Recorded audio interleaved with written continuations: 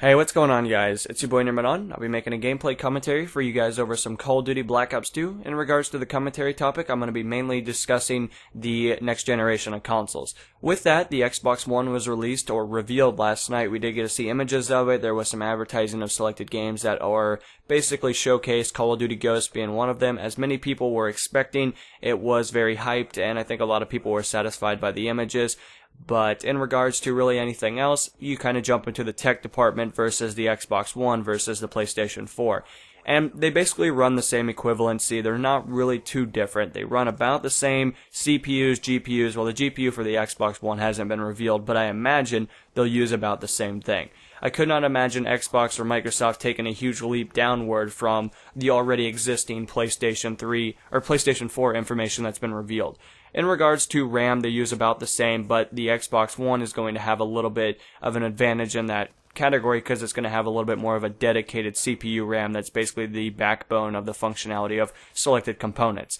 It's not too big, it's not going to make a huge difference, it's just kind of like a startup thing to make it run a little bit smoother, but most of you guys probably will never even tell that even now or when the console is released on day one. So, nothing too crazy there. In regards to a lot of the issues that a lot of people are really having with the whole used game market, I don't know a whole lot of information about that.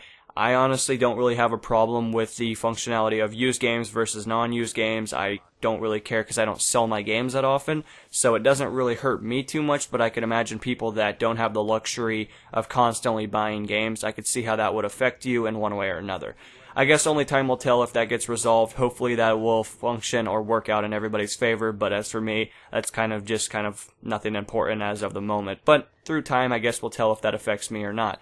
Now, granted, I'm sure a lot of you guys are really sitting here questioning the operation of how this is going to function. Are you guys wondering which console is going to be better, which one should I go to? And I've seen many people really confused. I've seen them to the point where, they don't know where they should go, which console is going to function better. And to be honest with you guys, no game on day one, even through 2013 to 14, even when the consoles released, we all act like the consoles are going to be just magnificent. They're going to uphold the best graphics known to mankind. They're not. It's going to take them a few years to really understand and really make the games really good. So if you guys are, questioning which console you should go to, you have about 3 years before you really need to worry about anything. During those 3 years, that's really when developers will have the time to sit down and wonder, hey, can we really jump the gun on this one? Can we really program the game to look this much better? Can we make it look like PC or close to, or all that fun stuff? So you have about 3 years to really decide. The first year of a console's release is kind of like you're basically playing on the same graphics which are upheld as of now,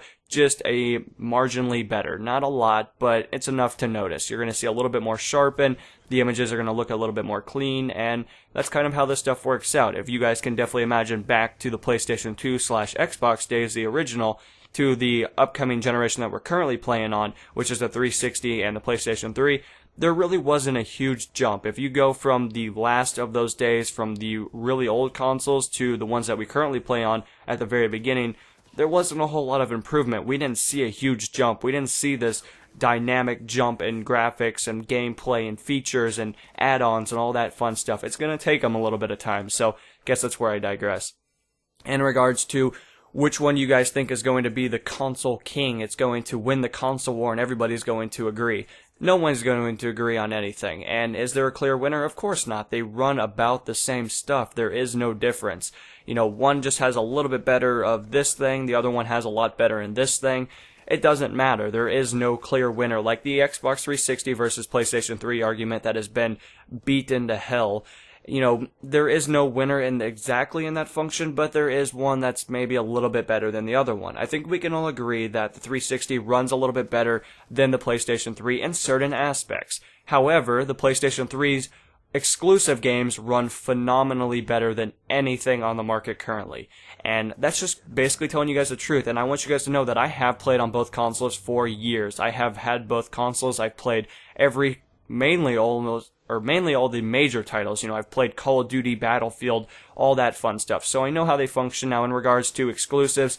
PlayStation, I have played those. Xbox, I've played those as well. So I know how this stuff works out. I'm not one of the guys that just talks to you guys like, oh, this console's better because this is the one I currently play on. Now, in regards to which one was clearly better, or slightly better, the Xbox 360 did run a little bit better because the architecture was programmed mainly for the Microsoft side. When you make a game, you're making it on a PC, so it runs a little bit better, it was functioned a lot better, and then it was ported to the PlayStation 3, which ran a really difficult architecture, or mainly the functionality of how you program the game. It was really difficult for people to understand unless you were really willing and your company was willing to spend the extra initiative and a lot of money to really make it function really good. Many people just didn't really want to do that, so it didn't exactly work out. There was some problems with Call of Duty's releases. I remember a lot of them, but that's just kind of how the stuff works out. Now again, they were both phenomenal machines. They ran perfect. They ran pretty much everything how they were supposed to. Some issues were bigger than others. The network type, that's not really related to the console because that just determines how good their servers are at their main facilities. But they were really good, guys. I want you to understand this, that I'm not hating on one. But is there going to be a clear winner for the upcoming generation?